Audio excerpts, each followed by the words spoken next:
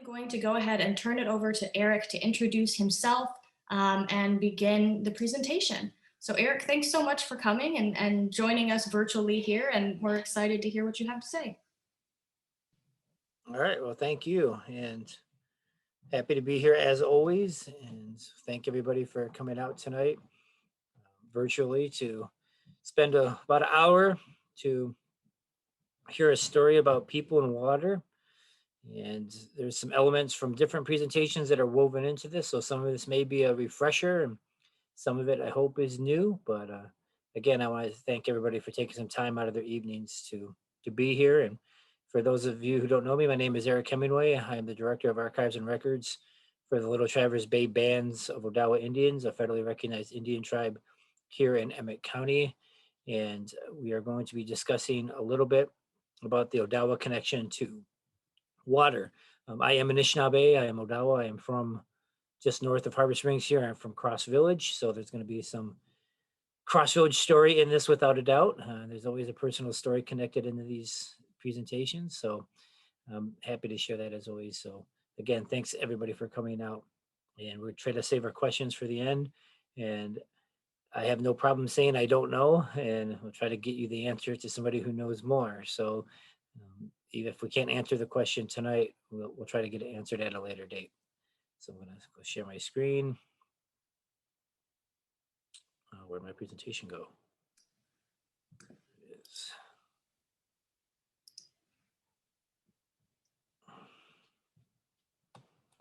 Go to that. Go right. Going in reverse. So, talking about water and what it means to the Odawa and the Anishinaabe, it's really hard to condense into 1 hour. And so we're going to cover a lot of different aspects of why the water is important and the Odawa connection to the water. And when people ask me, I've had the good fortune to travel all over the world, all over the country, and ask me where I'm from. And I say, Cross Village, most people don't know Cross Village, but almost everybody across the world knows the Great Lakes. It's a very special, iconic place. And there's a lot of reasons for this. So we're going to look at that tonight. So when we talk about the Anishinaabe connection to the water, those of you not familiar with the term Anishinaabe, it is one of the indigenous peoples to the Great Lakes. And the Odawa, also known as Ottawa, Ojibwe, also known as Chippewa, and Potawatomi all comprise the Anishinaabe. Now, this is what I was taught. I'm not saying it's the end all be all for identification on a native person. You could have 10 different natives and they'll give you 10 different answers and they're all right. But many people, many Odawas, Ojibways, and Potawatomi believe that they're part of a larger tribe or group called the Anishinaabe, which roughly translates into the good people or the first people or real people. And of all the Anishinaabe people I've spoken with, there's been many different beliefs, but one consensus is that we were created within the Great Lakes. We did not migrate from Asia over a land bridge at the Bering Straits. We didn't originate from anywhere else in the world but here in the Great Lakes. Now, there's multiple creation beliefs, and as one elder said, all creation stories and beliefs are right and valid. It's just what you believe in. So we don't discredit other faiths and other walks of life and their creation stories, and we just ask that others honor ours. And one of the creation stories that we have is been told by a noted Ojibwe scholar and language teacher, Basil Johnston. Unfortunately, Basil walked on a few years ago, but he wrote down many of the stories and traditions that he had been taught. And one of these was about Sky Woman.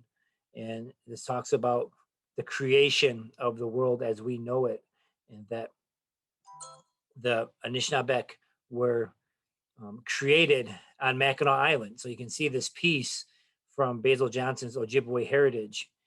And he talks about a very humble animal, the muskrat. And there's a lot of, we call it teachings in this, that it's not the strongest or biggest or most powerful animal, but you can see that this animal does something very extraordinary for us and brings some earth back to the turtle. And the turtle gives himself to Sky Woman, and she comes down and helps create the world as we know it. And this is the island of Michilimackinac, Mackinac Island. So there are some beliefs among the Anishinaabe that the beginning for us is very close by, at Mackinac Island. So I can't get any deeper than this. I can't go back any further than the beginning. Again, this is one belief that is shared by many Anishinaabe, not every Anishinaabe person, but this is a very um, strong belief among many Anishinaabe people. And this is a painting by a very famous Ojibwe artist from Canada, a Norval Morrisseau, and it's called Sky Woman, and it just talks about that story of creation and the not just for the Anishinaabe but all life. And I think it's very fitting, that we all come from women, females of all species on this planet. So it just makes sense, that the first people were created by a woman. And there's other creation beliefs with the Anishinaabe that we originated on the East Coast, and we had a sacred migration through the Great Lakes, and we settled in these various areas within the Great Lakes, such as Minnesota, Wisconsin, Michigan, Ontario. But this was all part of a sacred migration from the east, and they followed the Great Lakes through these um, different, we call them stages or camps. They would stay at one place and go to the next. And we are here as a result of that as well. So there's different beliefs about how the Anishinaabe people came to be in the Great Lakes, but there's one common thread is that we were created here. And I've had the good fortune of just meeting a lot of different indigenous people in North America, from Alaska to California to New Mexico to Florida, all in between. And I've never met any Native person in my travels who's said, a long time ago when we crossed that bridge from Asia, everybody has their creation beliefs. Even I thought, when I went to Alaska, that this is as close as it gets to the Bering Straits, and talking with some Tlingit elders up there, and they said, absolutely not. We were created here. We didn't come from anywhere else. This is the beginning place for us, right here in this very uh, Juno Bay. So everybody has their different beliefs, and we have ours as well, and it all relates to the water. So I like this shot of Michigan. There's no boundaries, there's no state lines, no county lines. It's just the land and the water. And this is what I think of as home. And the name for this in the Anishinaabe one is Gitchagumik, the Great Lakes. And you can see that just the sheer volume of fresh water, and what a gift, that we have all of this here. And that other places of the world are struggling to have water just for their daily living, for their populations, but not here. We're in this paradise of water, this wealth of water, and we don't want. I think about this quite a bit when I'm just driving around and I want to stop and fill up my water bottle, whether it's in Conway or downtown Harbor Springs, and I don't have to worry about filtering the water or having to clean it. And I turn on my faucet and I don't have to worry about anything, whether my dishes or cleaning myself. It's there. And what a gift in that we have this here, um, of all places on the planet. They have all of this fresh water to live with. So it's a very special place. It's a very sacred place, and this is a place that Anishinaabe people have been for thousands of years, and we've never left. Let me correct myself. Some have left, and they're forced to be removed, and we'll get to that story a little bit later. So this is from a dissertation on fishing and fishing villages in the upper Great Lakes. And most of these locations are what we call pre-contact. And pre-contact would be before Europeans arrived in the 1600s. And there's another term that is often used with this time period. It's called prehistoric. And I really don't like that term because we had our own history before Europeans arrived here. So to say that it was pre-history or prehistoric is really a misnomer. It's misleading. So pre-contact, I believe, is more accurate because that's just what it was. It was before the Europeans arrived. And so this could be 1,000 years old, 700 years old, 2,000 years old. But these are various sites that have been archaeologically excavated in the upper Great Lakes. And no coincidence, many of these are where Odawa villages are to this very day. So the Odawa knew the importance of having these villages close to the water so they could feed themselves. It's as simple as that. So we've been living in these areas for thousands of years. And part of the line of work that I have performed for the Little Traverse Bay Bands in my 15 years at the tribe is repatriation. So I've worked with museums um, across the country on having ancestral human remains returned to the tribe.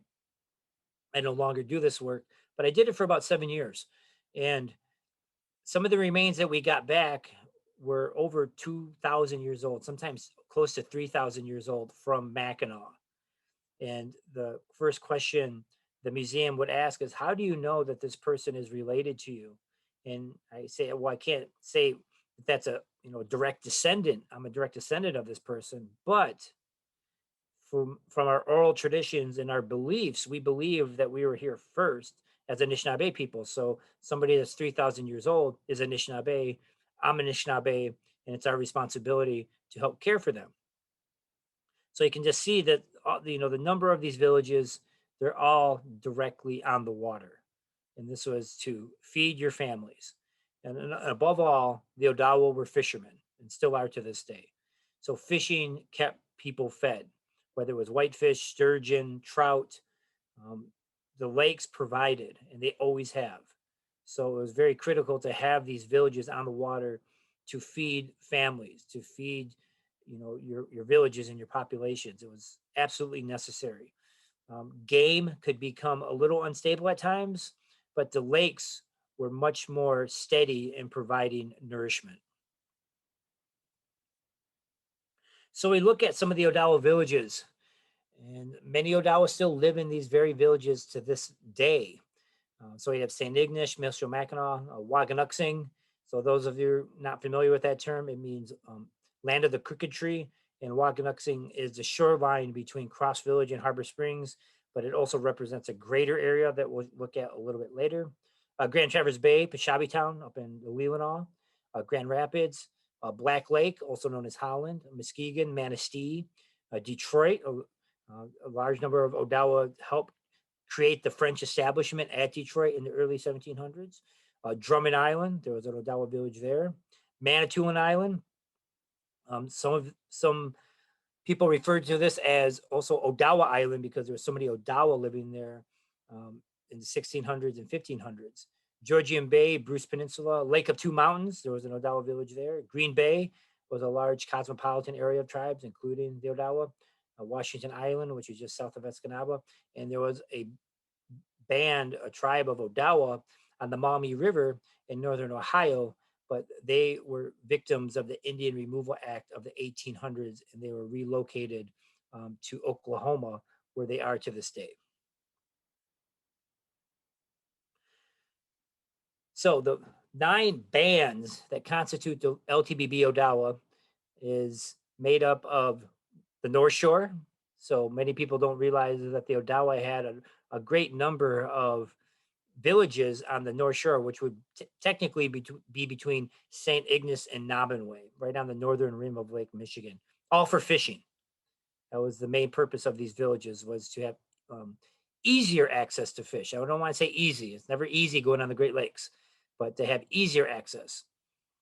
The Beaver Islands, including High and Garden Island. There was Odawa villages on High and Garden into the 1950s, where they had a church and a school and a store, and it was just a thriving Odawa community, largely based on fishing.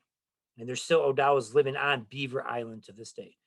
Cross Village, Burt Lake, Middle Village, also known as Goodhart, Little Travers, also known as Harbor Springs, Bear Creek, Petoskey, Bayshore, and then Pine River, also known as Charlevoix. So I tried to put the original names first and then the later names after that. But if we look at this, all of these Odawa villages are directly on water. And the only inland village is Burt Lake. Everything else is on Lake Michigan.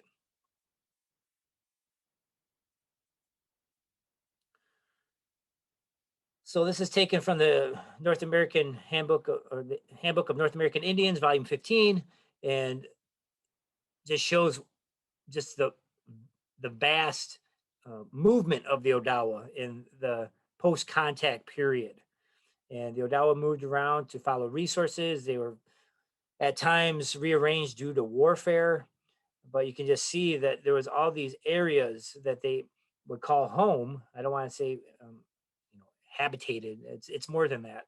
This was homelands, and the main areas were Manitoulin, Little Travers, Grand Travers, the Grand River, Detroit for a while, and the western areas such as Keweenaw, Chequamegon Bay, um, La Coudray, and on the Mississippi. They were displaced due to warfare in the 1600s by the Iroquois tribe. The Iroquois came here um, for a large scale attack on all tribes in Michigan and the Great Lakes, a war for people and for resources. And this was the only time that the Odawa were displaced for about 30 years. And then they reestablished themselves at St. Ignace and Mackinac in the 1670s.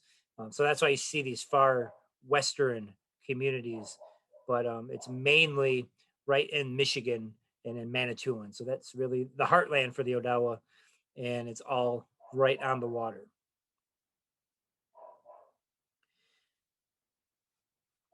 So this is from the Codex Candidia. It's one of the it has some of the earliest sketches of by Europeans of Native people in the Great Lakes in the mid 1600s, and this is of some they said native fishermen in the Upper Great Lakes, and presumably they're Odawa or Ojibwe or both, and you can see that they're fishing, and this is just when the French first came here and they started to take note of what the people were doing, uh, it was always fishing, hunting, yes, growing food, gathering food, but fishing was of decisive importance. And you see they're using a net. They're fishing for probably sturgeon, and so it's just a really um, telling sketch image that is I use all the time. It shows that we're using our canoes, so we were using our nets, and just out there providing for the families.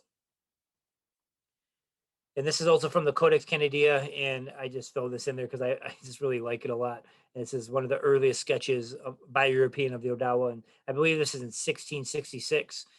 And excuse me, this is of an Odawa warrior up in the western UP. And I just like to show this because it just shows the distinctness of the Odawa, that there's a lot of times this idea that all Native people look the same, speak the same language, and we're just a homogeneous people, which is the furthest thing from the truth. We're all distinct, or all different nations with different culture, languages, live in different environments. And this guy has a plethora of tattoos and body adornments, and he has a shaved head, and he's using a large tube to call his warriors to go on the war path. So I just like to throw this in there, just just give a visual, but also not everybody had the same type of look that a lot of times become accustomed to when talking about Native people. So this is an Odawa guy from almost 400 years ago. In a more modern rendition of life on the Great Lakes, this is from Robert Griffin. He's a very famous contemporary artist who primarily focuses on the 1700s, a lot of French and Indian War imagery. He does his research. He has a whole body of work on Great Lakes Indians, and this is just I think the name of the painting is called Trade, and it's a great visual of what a day in the life for Odawa traders, and Odawa translates into trade. So the Odawa were prolific traders on the Great Lakes before Europeans arrived and after.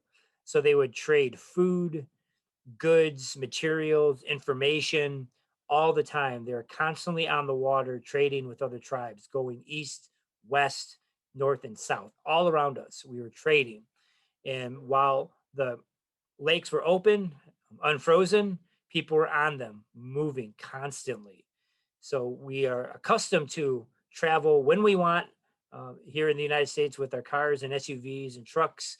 Uh, that's old hat. People have been traveling like this in the Great Lakes for thousands of years, whether it's on foot or by what we call a jima, a canoe. And they're made out of birch bark. And these were pretty remarkable vessels on the Great Lakes. where these canoes could hold up to 4 tons of goods plus your paddlers. And they would travel for thousands of miles on the Great Lakes during the season, repair them as needed with pine pitch, and they would also carry extra or sheets of birch bark to patch up the canoes because they would get beat up. But they were always on the go, always on the move. And so we'll take a look at some of the trade routes. But I think it's just a great image of just these guys launching. They could be going to Montreal, they could be going to Chicago, or they could be going just down the shore to Grand Traverse. So this is a map that I had help developing with the LTBB GIS department. So I'm very lucky that I have a, a GIS department within the tribe. I can just feed them data and information and they make a map. So I'm very lucky in that regard. So this is just a simple map of trade routes in the post-contact period. And you can just see the great distances that the Odawa would go and their trade. So the hub is Mackinac, and it would be the hub of trade up until the 1800s. And the Odawa would go all the way down Chicago, Detroit. A very prolific and well-established trade route was from Mackinac to Montreal, and this is roughly 600 miles. And with good conditions, it would take 6 weeks of paddling every day from sunup till sundown. On bad conditions, it could take up to 12 weeks, depending. So it was a serious journey, very dangerous. And the name of the river today is the Ottawa River that Odawa would go on. And it's named so because of the Odawa on the river conducting trade. So we were on the river so much that the name was changed from the Algonquin River to the Ottawa River. And the Odawa would actually tax other tribes for going on the river. Even though they didn't have a large number of villages on the river, we still had rights to that passage through warfare, through intermarriage, through diplomacy. So it was a very um, sought after trade route. And once you went to Montreal, you came back, and if the season was still open, the travel was good, you would take the trade goods that you'd obtained in Montreal and go to Lake Nipigon. You go to Lake of the Woods, you go to Chequamegon Bay, Green Bay. And just to think of going from Sault Ste. Marie to Lake Nipigon and Lake Superior in canoes. Pretty unnerving. I mean, this is the same lake that sinks freighters. But the Odawa were smart. They wouldn't travel in bad weather. They wouldn't travel when there were storms. They knew, how to read the weather. They were scientists in that regard. So they would watch the environment. They would watch their climate, and then they knew when storms were coming, and they would just hunker down. And then when you could travel, you travel again. So you can just see how much distance the Odawa would cover in their trade. But we would have to fight to stay home. And the Odawa would fight in numerous wars with other tribes, mainly the Iroquois, also known as Haudenosaunee from New York. We would fight with the Ho Chunk, also known as Winnebago, from out in Wisconsin. We'd have basically wars with the Lakota out in Minnesota. We would fight with the Ojibwe against them. So the idea that all tribes got along is a falsehood. It's a myth. Tribes did fight with each other, just like people all over the planet fought with each other. But then we had other people come from across the Atlantic and claim lands that were ours as theirs, the British, the French, and the Americans. So we'd fight in a series of wars just to stay in our home of the Great Lakes. So it's just some of the wars that we fought in: the Iroquois Wars, the French and Indian War, Pontiac's War, the Revolutionary War, Little Turtles War, War of 1812. It was just constant warfare from 1754 to 1815 here in the Great Lakes. So we had to go through a great amount of turmoil and sacrifice in order for the generations that are here today to exist. And one of the guys that was very influential during this time period of the early 1800s was a guy by the name of a Siganak. And a Siganak means red-winged blackbird. He's from Middle Village. He fought in the War of 1812, and he would take his warriors to fight as far east as Niagara. And he would also go down to Prairie du Chien in Wisconsin in his canoes with his warriors. So they would use the same trade routes to go and fight. So they knew how to travel. And I just find it very interesting that they would travel so far to go and fight, but that's where they decided to go. So without men like a Siganak, who knows, where the Odawa would be at the present day. And a Siganak would relocate his village, his community from Little Traverse to Waquamakong on Manitoulin Island in the 1830s. So he would use the same trade routes, the same method of transportation, the canoes, to do what's best for his community, and that is relocate. Because at this time period in the 1830s, the U.S. government was removing thousands, tens of thousands of natives from their homelands to west of the Mississippi. And these were many times death marches. So thousands of natives would die on the march out west. And then once they got to Oklahoma or Kansas, they would die when they got there because they didn't have food, they didn't have clean water, and they were sick. So it was a very, very dark and difficult time for Native people in this country in the 1830s and 40s. And Asignac thought it was best to avoid such hardship and misery if he just relocated his community to familiar lands on Manitoulin Island. And that's just what he did.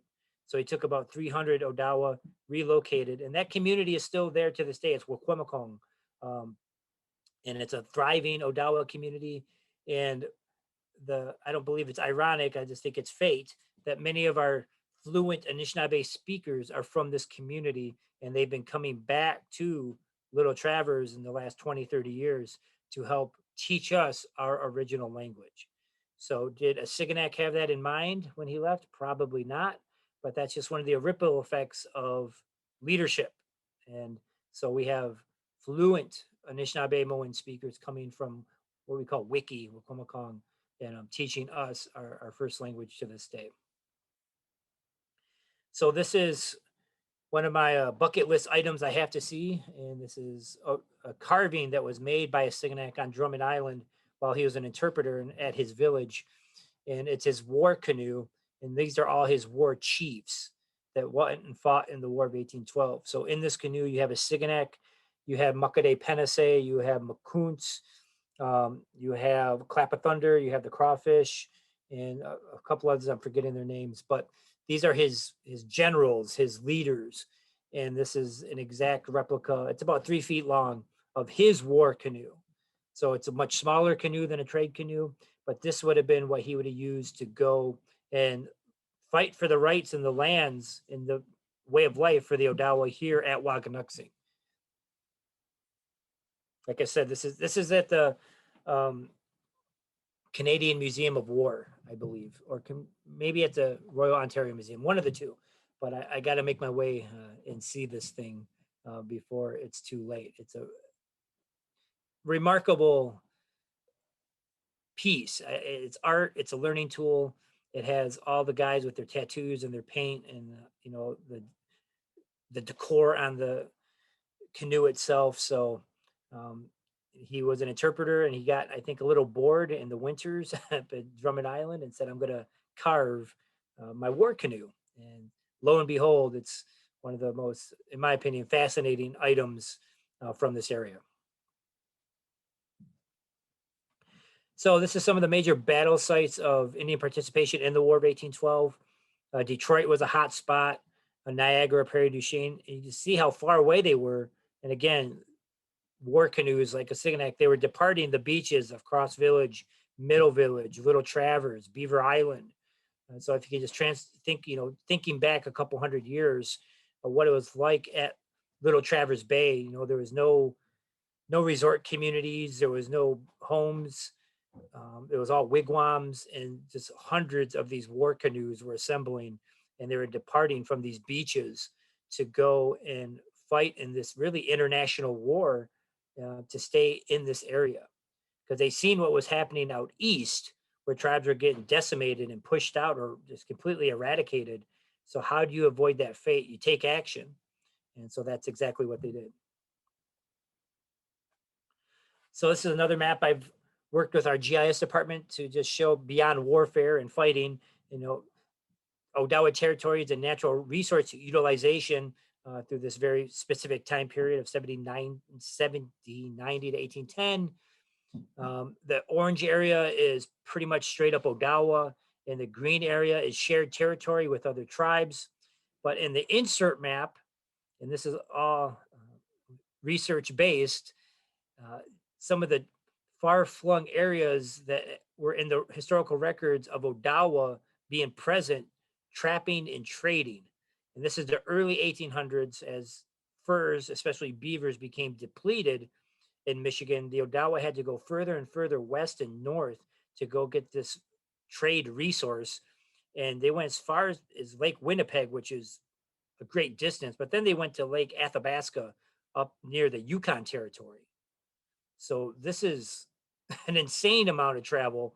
They've lived at this place. I have no doubt they would have spent years at Lake Athabasca, trading, sending furs home all the way back to Mackinac and Little Traverse. And in Lake Winnipeg, there's a great primary source. It's the Captivity of John Tanner, and I encourage everybody to read it who's from the Great Lakes. And it talks about a young American boy who's essentially taken and he's adopted into the Odawa tribe in the 1800s. And he's out at Lake Winnipeg trapping with his Odawa mother.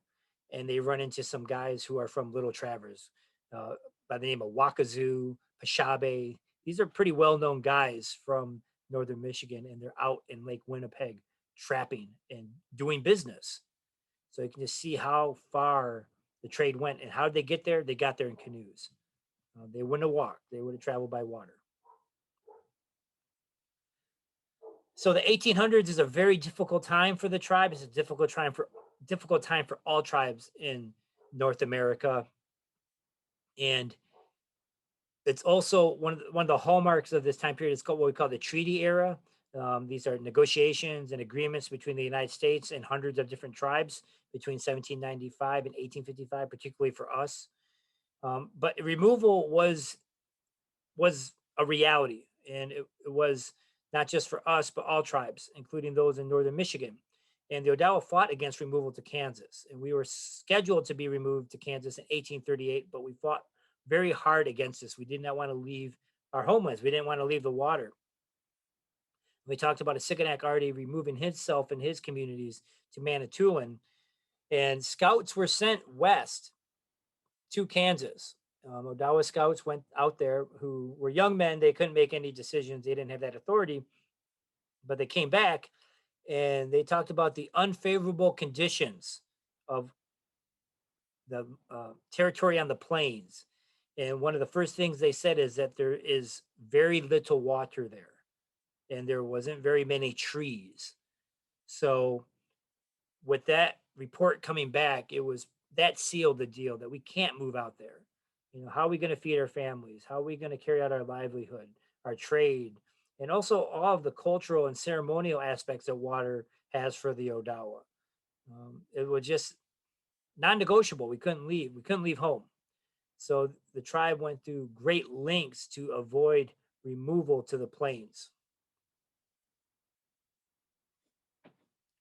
But we had some pretty stiff opposition at this time period. President Andrew Jackson was very pro-removal, anti-Indian. Lewis Cass, Secretary of War, same, cut from the same cloth. And then the Indian agent for Michigan, Henry Schoolcraft, was very much pro-removal at this time period. So we had the highest people in power for the United States working against us, saying they need to move. They're savage. They're not going to be civilized. They are not using the land the way it's intended, and so on and so forth. And this is just one of many, many letters from Schoolcraft to his superiors talking about the tribes here in Michigan. And I think it's pretty telling. And I always like to use the words of these individuals. I'm not making this up. This is all from their mouths. There's no lateral cause to be evolved, it is believed, which will arrest the spread of the Saxon race over the whole continent.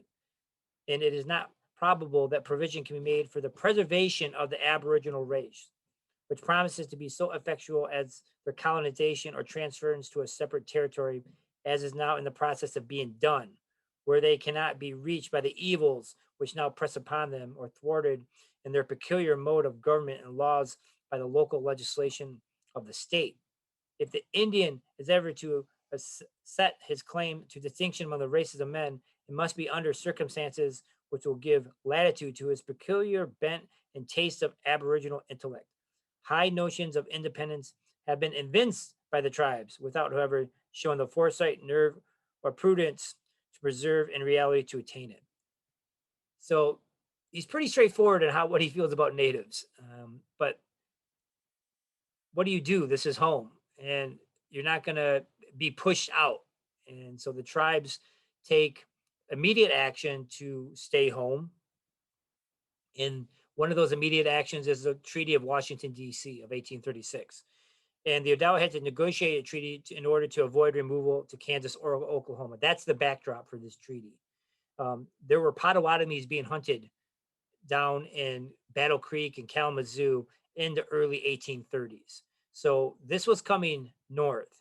Uh, by 18 by the mid 1840s, definitely by 1850, all of Ohio, Indiana, Illinois had been all the tribes had been removed. They were in Kansas or Oklahoma. So we talk about Indian removal primarily in this country with the Cherokee out of Georgia, but that's just one tribe out of over 40 different tribes that were removed. Over 200,000 natives were forced off their homelands in the 1800s. And like I said, these were not easy journeys for the tribes. They were devastating. Many people died on these journeys out west, primarily kids and elderly, because they just couldn't sustain that type of rigorous activity and sickness and exposure. So we fought against removal.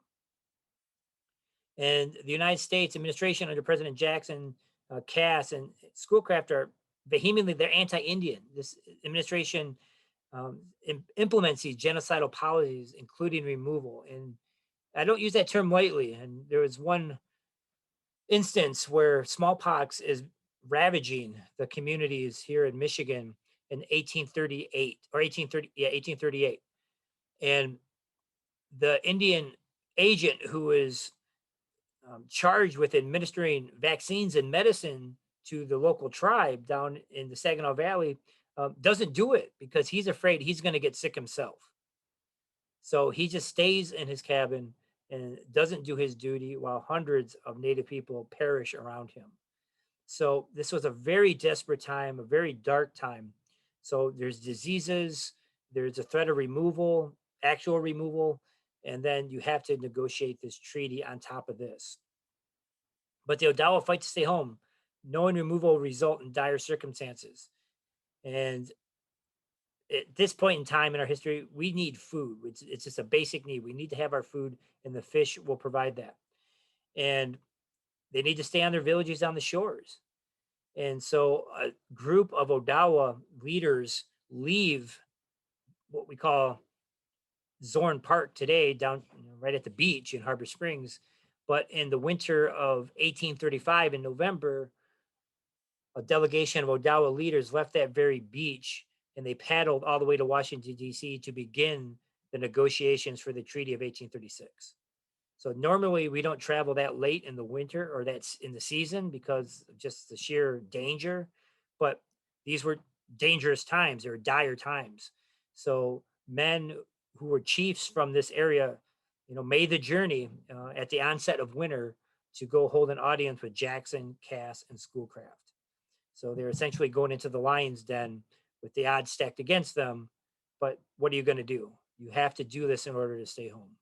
And that's what they did. So the treaty negotiations, that's a whole nother presentation. But under these agreements, there's a couple articles that really stand out. And they're talking about they want 500 fish barrels for 20 years because that's part of our economy and that's part of our business is fishing. So not just to feed ourselves, but to trade or sell to other populations. And Article 13 is a big one. And this was argued in federal court in the 1970s, and it was a landmark case where it said that yes, natives who are party to this treaty have the right to fish, and it all hinged on Article 13, fish with gill nets. We'll get to that in a little bit. So as they were negotiating these treaties, they made sure that they had their rights to have access to the lakes. But the threat of removal wasn't removed with that treaty. We had to negotiate another treaty in 1855. That's the Treaty of Detroit. And that finally kept us home. So this treaty eliminates the threat of removal to west of the Mississippi. It would create a permanent home for the Odawa, a reservation that included ancestral villages, resources, and access to fishing. By this time, Indiana, Ohio, Pennsylvania, Illinois, they're all removed to Oklahoma. Tens of thousands of natives have been permanently removed. But the Odawa had to endure forced assimilation policies in order to stay in their homelands and near the water. So Oklahoma is a real anomaly in what we call Indian country, and that there's 40 tribes in Oklahoma that aren't from Oklahoma. And this is the reality of removal, that you have tribes from all over the East, some from the West, just literally jammed into this one state. And I've had a couple visits to Oklahoma, and it's just surreal to drive, a couple miles, and it says Shawnee. Then you drive another mile, Wyandotte, and you drive another mile, Muskogee Cree, and they're just all crammed in there. And I was talking to Miami, and they're from Indiana, and they just talked about how they just want to be home. And this is 200 years after the fact, but they still think about Indiana as their home. And it's very sobering, and just makes me feel that much more gratitude that I am home in Cross Village and this area, that I'm not in Oklahoma or Kansas, wishing to be back home. So these treaties are what we call living documents. They're not stagnant by any means, and they have large ripple effects, large repercussions. And the tribes, did the best they could, but some of them still suffered removal. So again, another map, and this shows the areas that we call Waganuxing today. And we look at those 9 bands of Little Traverse Bay bands of Odawa Indians, and this is where they're all from. The North Shore, you can see those different villages, ants. Um, I can't pronounce it, Miliquanan. Um, and then you have the Beaver Islands, the High Island, Garden Island, and Onomaticamek is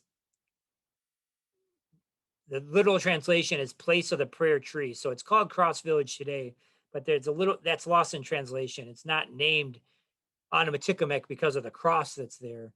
There was a large sacred tree near there. So that's the original name of Onomaticamek, place of the prayer tree. Optawang is Middle Village. And then we have Weekwitonson, Small Bay Place. That's the original name of Harbor Springs. It's not the resort. It's the original. That was the village at um, Little Traverse. Mukwazibing, Bear River, and it later became known as Petoskey. And I was talking to a very dear elder a few years ago, Simon Otto, great storyteller, great elder. And I was at his house one day just chatting over cookies and coffee. And I asked Simon, why was it called the Bear River? And he just chuckled. And he goes, Eric, there were so many bear. There were just so many bears that they would hunt. And I just, okay, it's simple enough. And so, I thought it was some big story, but it was very straightforward. Um, Jingwak Zibing, Pine River is Charlevoix, and Amit that is the Beaver Island. So just some of the names of our places and our language. And as I said, there's Odawa still living in the vast majority of these areas.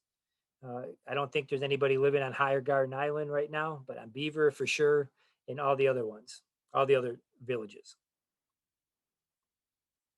So another key component for the Odawan water is our ancestors, the ones who have walked on, Gananiganijik, the ones who are before us.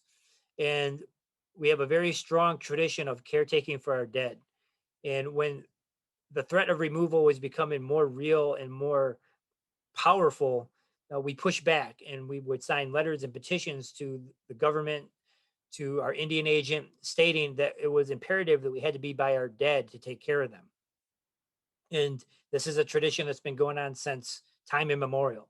And we still practice this to this day.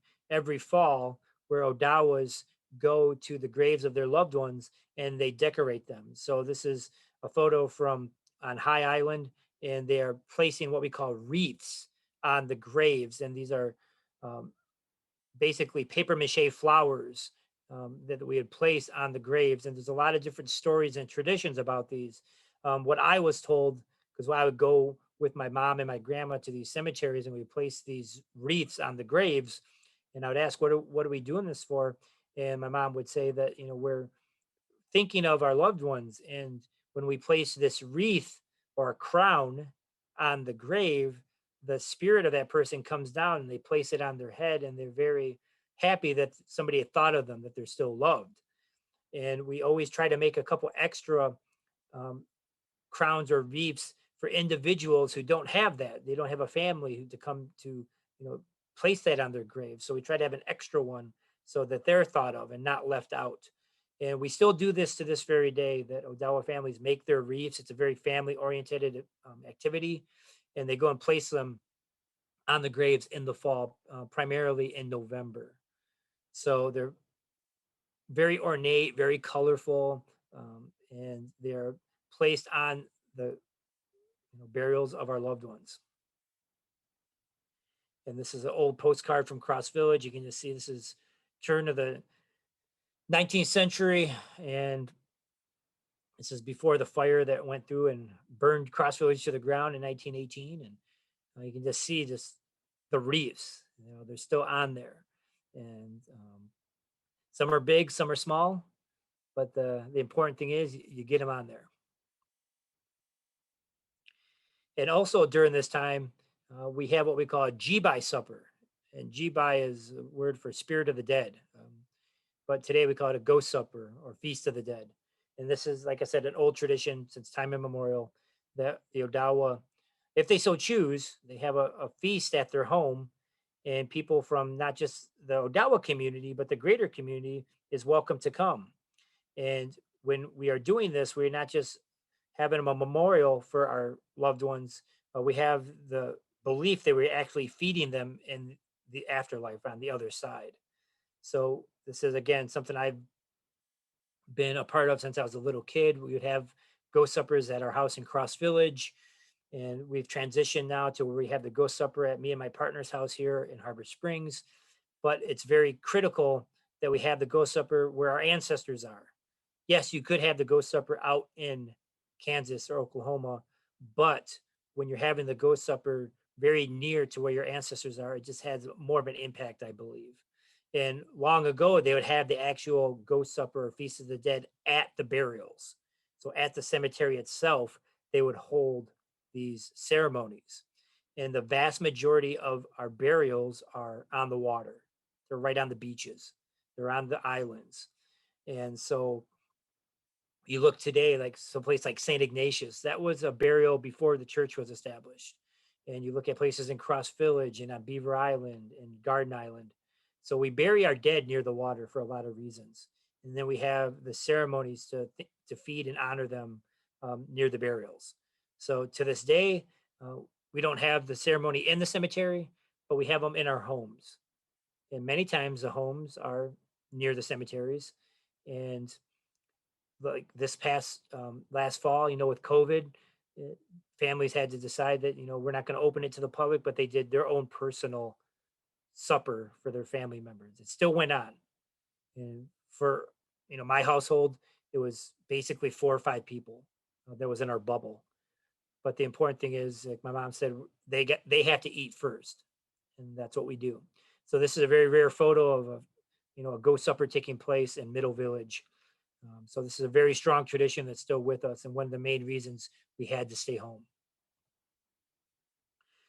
So this is a nice little sketch from the early 1900s from a guy named Joe Showman. Um, he was talking to an anthropologist by the name of Paul Radin, and Radin was asking him all kinds of questions, and Paul was getting him all kinds of, or Joe was getting him all kinds of answers. He said, what is this area? He's like, it's Waganuxing. And he said, a long time ago, there was a great bent tree between Cross Village and Middle Village. And there's a lot of stories that this tree did exist. It was an actual tree. And right on the shore, you could see it from the beaches. It was just very profoundly bent. And there's a story that I was told that very powerful spirit bent the tree. So there was some divine interaction with this tree, making it that much more sacred. And we still have that name for this area, and it's embedded in our Constitution. So for the Little Traverse Bay bands, we are known as the Waganuk Odawa. So that's part of our identity, which I think is cool because it's part of the landscape. It's a tree, and that's who the Odawa identify with from this area. So this is what he thought a tree looked like, and he just sketched it out on an old envelope because in 1912 that's what you had at your disposal. So here's another map. This is from the 1950s. And this again, some of the different names of the areas, some of the different rivers, outlets, and bays. And again, everybody's on the shore. Everybody is right on the water.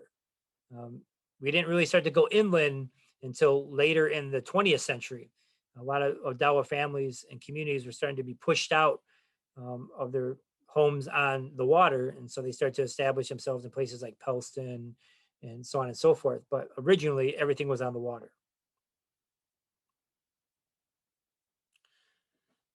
And I threw this photo in just because it's cool. This is Lewis Adams. He is an Odawa from Harbor Springs. He fought in World War II, actually fought in Iwo Jima, some of this most brutal fighting in the war. He comes home. He's a leader for Odawa Native youth in the area, him and his wife Doris. And when the Mackinac Bridge is being built, they asked somebody to come and bless the bridge. I don't know if they had an idea that Lewis was going to climb up to the top and do a blessing untethered on top of this pillar, but that's exactly what he does. So it's just a very iconic water, and I really like this photo because just for the sheer courage of it and the drama. This is a very dramatic photo, but this Odawa guy just high above the water. This is home. It's not just the land. He's sticking his arms out and saying, to me, he's communicating we're still here. We're still near our water. We're still near our land and our ancestors, and we've not left. So just a very iconic photo that the state of Michigan has, and Mr. Lewis. So water would come into a lot of political action in the 1970s around fishing. In the 1970s saw a renewal in tribes exercising their treaty rights, in particular the rights to fish with nets. And so Great Lakes tribes in Wisconsin, Michigan put their rights to the test with widespread pushback from state officials and non-native fishermen. The NMOA is a governing body of the Odawa during the 1970s, and they represent the Odawa in these fishing claims. And the tribes who signed the Treaty of 1836 are really the ones who are the focus for the fishing rights here in northern Michigan. And for a lot of people who were around in the 1970s and early 1980s, this was a really, really stressful time. It was a lot of tension, just a lot of ugly behavior that was very local. And this is some of the evidence of this ugly nature that was occurring, especially around Charlevoix. There was a lot of pushback against native fishermen in the Charlevoix area. And it got so bad that the DNR is telling these groups to stop distributing racist posters. And these posters would have slogans like save a fish, spear an Indian, and so on and so forth. It got really ugly.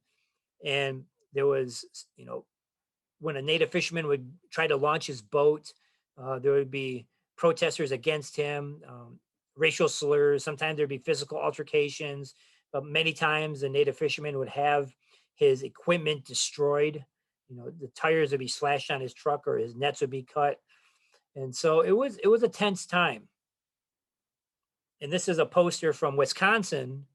Same things were going on across Lake Michigan, where the fishing rights were being contested, spearing in this instance, but just gives it a visual of just how ugly it was in the 1970s and the 1980s here in the Great Lakes. And many of these Native men and women were asserting that they've had this right for thousands of years, and they retained that right to fish under these government to government agreements called a treaty. But those treaty rights were being contested. So which gets us to the story of John Case. And John was an Odawa fisherman from Charlevoix. and he was really our guy. He was the one who was out on the lakes. He was the one getting his equipment destroyed. He was the one being harassed, going to jail, and but he would go right back out there and say, "I have the right to fish, and I have the right to be on those lakes and fish with nets." And other tribes were asserting this, and this went all the way to federal court.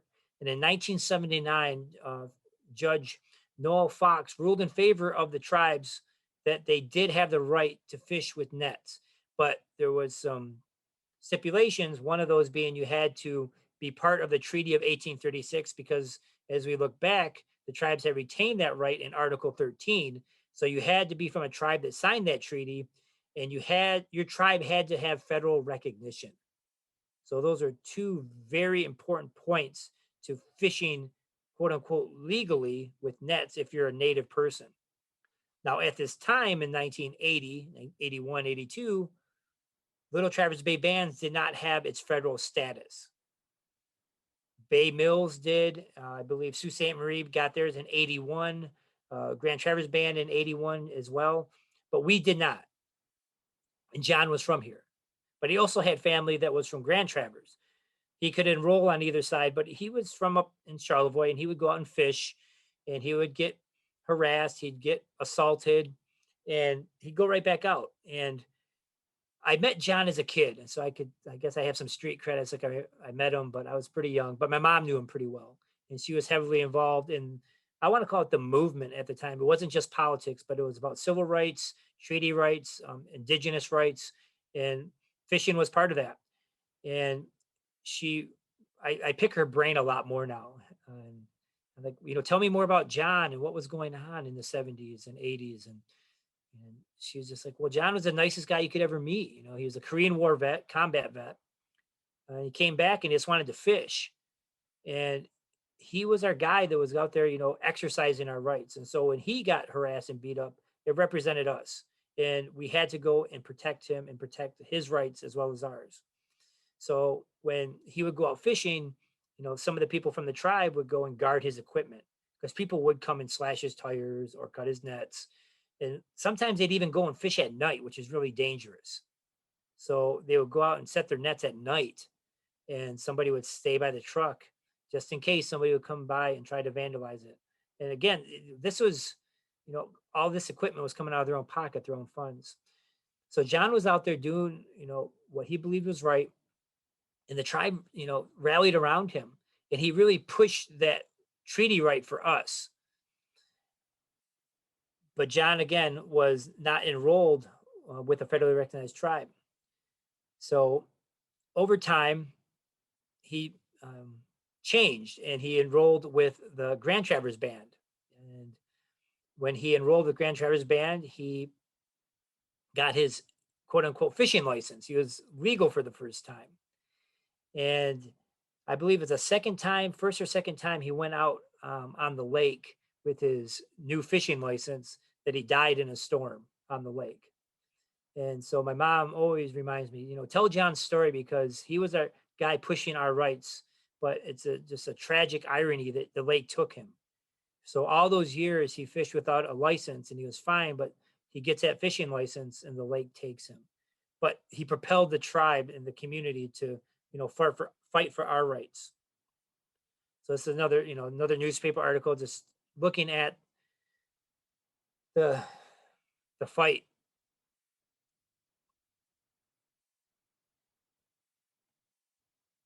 And this issue of fishing and being on the water would propel the tribe to move forward with its federal recognition.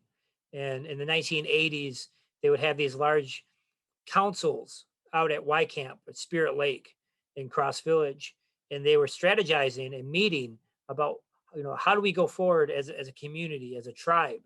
We have these other tribes who can go and fish, and they have, these rights that have been recognized, and we're not there yet. And so people from the area, took up the torch.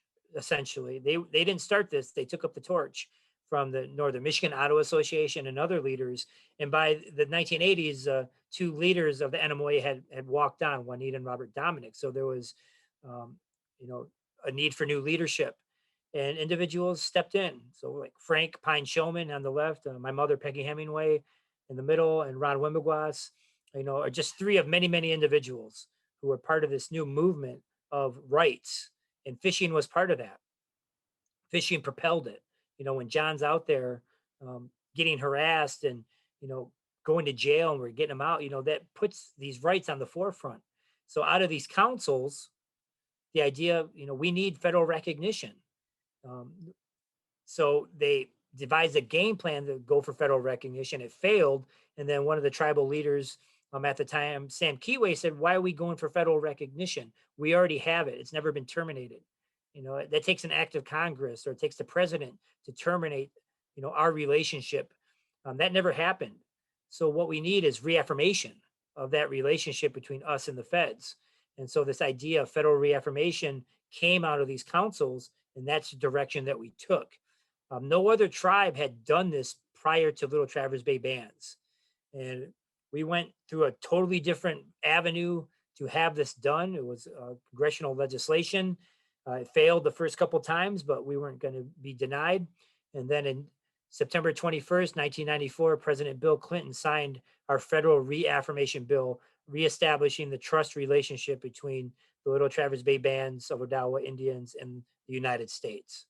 So this is a long, long journey that started in 1836. And I don't want to say it concluded, but a major milestone was in 1994. So that's 158 years of pushing for your rights. And a lot of this revolves, in my opinion, around water. That you wanted to stay home by the water, you wanted to access the water, you wanted to be by your ancestors who are by the water, and you wanted to feed yourselves from the water. So the water plays a really large role in this moment in our history, to have it change and influence so many people and events. Whether it's you're going to war, whether you're fishing, whether your dad are there, it wouldn't have happened if, without that strong connection to the water. And I'll leave it there because 1994 is a good place to stop, and um, I will entertain some questions. Well, thank you so much, Eric. That was lovely, as always. We do have a few questions and a few comments. Let's see here. Conservation fishing groups. Someone mentions that they're hearing more and more rumblings of fighting anti-Indigenous actions towards Native fishing rights. Do you have any information regarding this? Um, yes and no. So there has been some anti-fishing activity occurring in the Great Lakes. I'm not going to say just in Michigan, but there was a really concerning incident in Wisconsin, I believe, last year, where um, an Ojibwe man was actually shot at while he was harvesting. So he was on the water. He may have been fishing or harvesting wild rice. I'm not sure which one, but he heard gunshots. Um, so there's always that underlying tension. In some regard, it's a lot better than the 80s. And so, but as far as northern Michigan, I haven't heard of anything. And we had a question sort of related to that. What was the argument against fishing with nets in the 1980s? I don't know much about fish or fishing, but why were nets such a big deal? Well, for one, that the state had the licensing for gill nets, and that nets catch a very large amount of fish in a short time. And we've been using nets for thousands of years. This wasn't new technology. It's actually quite old. It just had new materials, and so we've been using nets for a while. And the argument from the anti-net crowd was, they're going to fish out the lakes, they're going to deplete the resources, and a lot of this was sports fishermen, that they were afraid that their pastime would be decimated, and that they would not have this activity, the sport that they've been accustomed to. And a lot of this was just straight up racism. They would have these folder or these posters, and um, you know attacking people. And so there was, I think, a lot of other motives that got rolled into the fishing. And the fishing was this outlet for this, because we have, stories of John just being literally attacked. So it's one thing if you don't agree with me, fishing or hunting, but when you attack me. And one time John had his boat overturned by a larger boat in the bay at Charlevoix. And it was a spring run. It was April, and his boat circled John numerous times until it created a wake and flipped his boat. And this is in April, and John had to swim into shore, nearly died. So it was pretty intense. And I was given a talk a couple years ago about this issue of fishing. And there's stories of shots being fired between different groups. We'd hear this a lot in the native crowds. Like, yeah, we'd hear shots. And then I was at this talk, and this older non-native guy came up to me, and he said, yeah, what you said is absolutely true on both sides. And so this is the first time I ever heard a non-native person talk about the shots, whether he was shooting or being shot at. He didn't go into detail, but he confirmed that this this escalated to that point, in the upper Great Lakes. So pretty tense time. And let's see here. Um, just a lot of mentions. It looks like people are messaging me privately instead of in the group chat, Eric, but a lot of people saying excellent presentation and thank you for sharing and organizing this. There is a question. Someone's asking if you can sort of elaborate more on the relationship of burials to water. I can and I can't. I know it's the worst answer in the world. But when I was doing repatriation, I was privy to information from museum records that most people aren't privy to, just because of sensitivity, and just the sheer number of people that are still in museums across the country. It's hundreds of thousands. But for us here in Upper Michigan or Upper Great Lakes, so many of these locations were on the water. So there's something about being on the water in your journey when you travel, that the water is part of that journey. Because I'm talking about literally on the beach. I mean, this isn't 100, 200 yards inland. This is on the beach. And so many of these burials are on these locations. And it pretty much altered my beach going experience forever. Now when I go to any beach, I'm like, it could be anywhere, anytime. And they're still discovering people when they, put in homes or any erosion. We're still finding our ancestors. So just a quick plug: if this happens, first call the police and make sure it's not a missing person, and then contact the tribe. And we have resources to help with this. And we still do this active recovery, where we go and get one of our ancestors and rebury them, because we don't want them to be taken or exposed. So this is still an issue. And you got to remember, people have been in this area for about 10,000 years. That means they've been living and passing on for 10,000 years. There's a lot of people around, especially the islands. And some of these are, like I said, are ancient. So there's something about the water and being close to the water for that journey. I don't know the entire story yet. I'm still learning this stuff, but it's an important place to be for our dead. All right, let's see if we have any last minute questions before we wrap up. Eric, do you have any other presentations coming up? Not right away. I think I'm doing something for the Newberry Library next month. I think I'm We going on. should book you quick, huh? Well, I'm always happy to, share a story or two. That's what we do. And there's no shortage of stories for this area and for the tribe. Of course, I'm really biased, but it's got some good stuff. It's not, it's not ever the same. It's just, and I don't always want to end on these stories of victimization, like all these bad things happen to the tribe. Yeah, bad things happen, but you overcome it. It's a story of perseverance.